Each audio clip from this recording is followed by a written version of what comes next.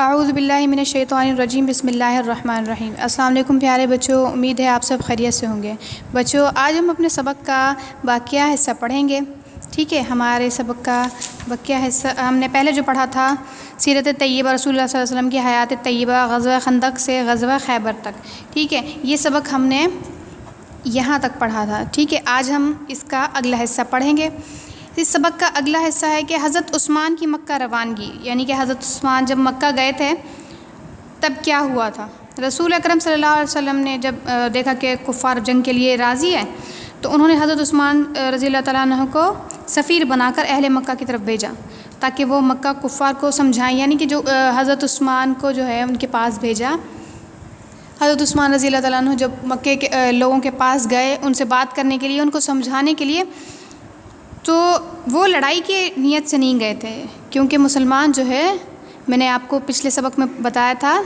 سبق کے پہلے حصے میں نے آپ کو بتایا تھا کہ مسلمان اس وقت عمرہ کرنے کے لیے جا رہے تھے، لڑائی کی نیت سے نہیں جا رہے تھے۔ اگر وہ لڑائی کی نیت سے جاتے یا لڑائی کرنے کے لیے جا رہے ہوتے، جنگ کرنے کے لیے، تو وہ اپنا ساز و سامان لڑائی کا لے کے جاتے۔ لیکن اس وقت یہ تھا کہ مسلمان جو ہے وہ عمرہ کرنے کے لیے گئے تھے، اس لیے رسول اللہ صلی اللہ علیہ وسلم نے حضرت عثمان رضی اللہ تعالیٰ عنہ کو کفار مکہ کے پاس بھیجا تاکہ وہ جا کر بات کر سکیں اور ان کو سمجھا سکیں کہ مسلمان جنگ کرنے نہیں آئے بلکہ صرف بیت اللہ کی زیارت کے لیے آئے ہیں، ٹھیک ہے۔ حضرت عثمان رضی اللہ تعالیٰ عنہ کو جو مکے کے لوگ تھے وہ بہت معزز سمجھتے تھے، یعنی کہ انہیں سمجھدار بڑا بزرگ سمجھ کے پھر ان کو تاکہ حضور صلی اللہ علیہ وسلم نے ان کو اس لیے بھیجا تھا حضرت عثمان رضی اللہ تعالیٰ عنہ کو تاکہ وہ ان کی بات مان لیں، کیونکہ وہ ایک معتبر شخصیت تھی، وہ ان کی بات ماننے والے تھے۔ کفار مکہ کے جو لوگ تھے وہ حضرت عثمان کی بات مانا کرتے تھے، اس لیے ان کو بھیجا گیا۔ تو کفار مکہ نے جو ہے حضرت عثمان رضی اللہ تعالیٰ عنہ کی بات مان لی اور ان سے کہا کہ بس آپ جائیں اور آپ جو ہے وہ عمرہ کر لیں، کعبۃ اللہ کا طواف کر لیں۔ لیکن تمام مسلمانوں کو چھوڑ کے حضرت عثمان کی ان کا دل نہیں چاہا، ان کو یہ بات اچھی نہیں لگی، ان کو گوارا نہیں گزرا کہ سب مسلمان جو آئے ہوئے ہیں جنہوں نے مجھے سمجھانے کے لیے بھیجا ہے تاکہ سب لوگ جا کے عمرہ کر سکیں، وہ تو ادھر بیٹھے ہیں اور میں یہاں اکیلا جو ہے وہ کعبۃ اللہ کا طواف کر کے چلے جاؤں، ایسا حضرت عثمان رضی اللہ تعالیٰ عنہ کو مناسب نہیں لگا۔ تو انہوں نے مسلمانوں کو کہلوایا کہ ان سے کفار مکہ سے کہا تھا کہ مسلمانوں کو بھی عمرہ کرنے کی اجازت دے دیں، لیکن وہ لوگ اس بات پہ راضی نہیں ہوئے، انہوں نے حضرت عثمان کو بھی اپنے پاس ہی روک لیا۔ اتنے میں جو ہے خبر وہاں پہنچی، یہ جہاں مسلمان انتظار کر رہے تھے، خبر یہ پہنچی کہ حضرت عثمان رضی اللہ تعالیٰ عنہ کو خدا نخواستہ شہید کر دیا گیا ہے۔ بیعت رضوانی، یعنی بیعت رضوان کیا تھی؟ رسول اللہ صلی اللہ علیہ وسلم جب حضرت عثمان کی شہادت رسول اللہ صلی اللہ علیہ وسلم کو جب حضرت عثمان رضی اللہ تعالیٰ عنہ کی شہادت کی خبر ملی تو انہوں نے فرمایا کہ عثمان کے خون کا بدلہ لینا ضروری ہے،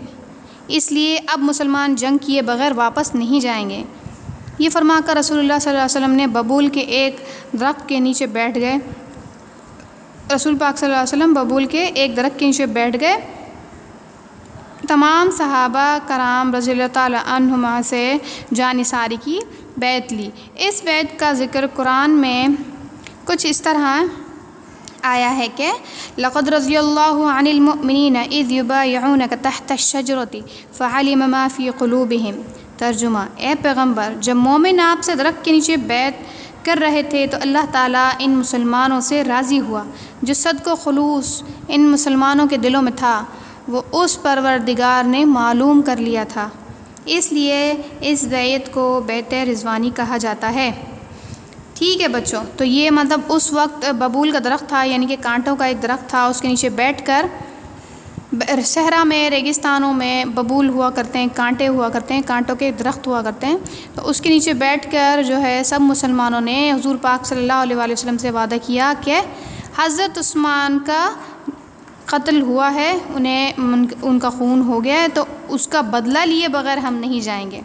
تو پھر مسلمانوں نے جنگ کی تیاری کرنا شروع کر دی۔ کفار مکہ کو جب مسلمانوں کے جوش و جذبے کا علم ہوا تو وہ پریشان ہو گئے، یعنی انہیں پتہ تھا کہ وہ عمرے کے لیے آ رہے ہیں، حج کا وہ لڑائی کرنے کے لیے نہیں آ رہے ہیں، تو اس لیے وہ پہلے سے لڑائی کی تیاری کر کے بیٹھے ہوئے تھے، لیکن جب انہیں یہ معلوم ہوا کہ مسلمان جو ہے اب جوش و جذبے کے ساتھ لڑائی کرنے کے لیے تیار ہیں، تو انہوں نے فوراً سہیل بن عمرو کو صلح کی شرائط کے ساتھ روانہ کیا، یعنی پھر وہ کفار مکہ جو ہے وہ ڈر گئے اور انہوں نے مسلمانوں کے پاس یہ پیغام بھیجا حضور پاک صلی اللہ علیہ وسلم کے پاس کہ آپ جو ہیں ہم سے صلح کر لیں۔ اس دوران حضرت عثمان رضی اللہ تعالیٰ عنہ بھی آ گئے۔ فریقین میں کافی بحث کے بعد ایک صلح نامہ تیار ہوا جس کو حضرت علی نے تحریر کیا۔ اس صلح نامے کی شرائط مندرجہ ذیل ہیں، یعنی کہ جو شرائط اس وقت تھی وہ یہ تھی کہ جن شرطوں پہ کفار مکہ نے صلح کی تھی مسلمانوں سے کہ اس سال عمرہ کیے بغیر واپس چلے جائیں، یعنی مسلمان اس سال عمرہ نہیں کریں، مسلمان اگلے سال بیت اللہ کی زیارت کے لیے آئیں گے اور مکے میں صرف 3 دن قیام کریں گے، یعنی مکے میں 3 دن سے زیادہ نہیں رکیں گے، مسلمان اپنی تلواریں نیام میں رکھیں گے، یعنی جنگ کرنے نہیں آئیں گے، اور دوسرا یہ کہ مکے میں مسلمان رہائش پذیر ہیں انہیں اپنے ساتھ مدینے لے کر نہیں جائیں گے، یعنی کہ جو مسلمان مدینے میں رہتے ہیں انہیں اپنے ساتھ لے کر نہیں جائیں گے۔ عرب کے تمام قبیلے مسلمانوں یا کافروں میں سے کسی کا بھی ساتھ دینے میں آزاد ہوں گے، یعنی وہ مسلمان جو وہاں رہتے ہیں، عرب کے جو قبیلے ہوتے ہیں وہاں جو سعودی عرب میں مکہ میں جو عرب کے قبیلے تھے نا، وہ مطلب یہ شرط تھی کہ وہ آزاد ہوں گے، وہ چاہے ان کی مرضی ہے کہ اگر جنگ کبھی ہوتی ہے یا کسی بھی معاملے میں یا کاروبار کے معاملے میں یا کسی بھی معاملے میں وہ چاہیں تو کافروں کا ساتھ دیں، وہ چاہیں تو مسلمانوں کا ساتھ دیں، اس بات پہ کوئی بحث نہیں ہوگی، ٹھیک ہے۔ مکے کے کافروں یا مسلمانوں میں سے کوئی مدینے چلا جائے گا تو واپس کر دیا جائے گا، لیکن اگر کوئی مسلمان مدینے سے مکے آ جائے تو اسے واپس نہیں کیا جائے گا، ٹھیک ہے بچوں۔ دونوں فریقین میں 10 سال تک جنگ نہیں ہوگی، یعنی کفار مکہ میں اور مسلمانوں میں کبھی بھی جنگ، مطلب 10 سال تک جنگ نہیں ہوگی، اور جو یہ شرطیں تھیں اگر ان شرطوں کو توڑا جاتا تو پھر ظاہر سی بات ہے کہ پھر کوئی بھی قوم ہوئی، کوئی بھی قبیلہ ہوا، کوئی بھی ذات ہوئی، اگر وہ وعدہ توڑتی ہے تو پھر دوسرے لوگ ان کا اعتبار کرنا بند کر دیتے ہیں کہ یہ جو ہے وہ اپنا وعدہ پورا نہیں کر سکے تو پھر یہ ہمارا ساتھ کیا دیں گے، ٹھیک ہے بچوں آج آپ کو جو سوالات حل کرنے ہیں وہ یہ ہیں، کچھ مختصر سوالات ہیں۔ صلح حدیبیہ کس سن ہجری میں ہوئی؟ مسلمان کس غرض سے مکہ جا رہے تھے؟ رسول اللہ صلی اللہ علیہ وسلم نے کس کو سفیر بنا کر بھیجا؟ بیعت رضوان کو یہ نام کیوں دیا گیا؟ ٹھیک ہے بچوں، یہ 1 2 3 4، ٹھیک ہے، یہ 4 سوالات کے جوابات آپ لوگ اپنی کاپی پہ تحریر کریں گے اور چیک کروائیں گے، چیک کرنے کے بعد اس کو یاد کریں گے۔ ملتے ہیں نیکسٹ ویڈیو میں، تب تک اپنا خیال رکھیے گا،